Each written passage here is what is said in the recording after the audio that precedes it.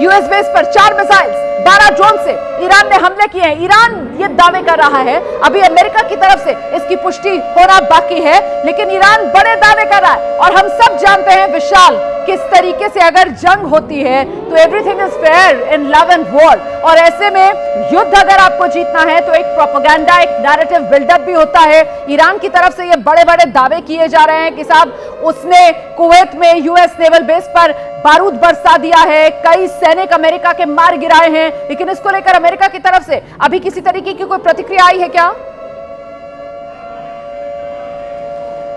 देखिए रोमाना, क्योंकि आपने बिल्कुल ठीक कहा कि युद्ध के समय प्रोपेगेंडा बहुत ज़्यादा चलाया जाता है। मुझे ऐसा लगता है कि ईरान की तरफ से बहुत ज़्यादा चीज़ें बढ़ा चढ़ाकर भी बताई जा रही है, क्योंकि ईरान को नुकसान बहुत हुआ है। ईरान के जो सर्वोच्च नेता हैं उनकी मौत हो गई है, तो अपने ऑडियंस को एक मैसेज देने के लिए, जो खामनेई के समर्थक रहे हैं, जो मौजूदा शासन के समर्थक रहे हैं, उनको एक संदेश देने के लिए ऐसा प्रोपेगेंडा चलाया जा रहा है। मेरी जानकारी के मुताबिक अभी तक अमेरिकन सैनिकों की मौत ऐसे किसी भी हमले में नहीं हुई है और इसकी ना ही कोई पुष्टि की गई है। ये कहा जा सकता है कि प्रोपेगेंडा जरूर ईरान की तरफ से इस समय चलाया जा रहा है, इसलिए हमें ईरान के इन दावों को थोड़ा अभी और ज्यादा जज करना होगा कि वो कितना इस पर अभी रिलाई कर सकते हैं उनके इन दावों पर, क्योंकि जो जानकारी अभी तक ग्राउंड से मिल रही है उसके मुताबिक किसी भी प्रकार के अमेरिकन सैनिक कोई भी हताहत नहीं हुए हैं इन हमलों में। ये जानकारी सामने आ रही है। ये कहा जा सकता है कि ईरान की तरफ से प्रयास जरूर किया जा रहा है हमला करने को लेकर, और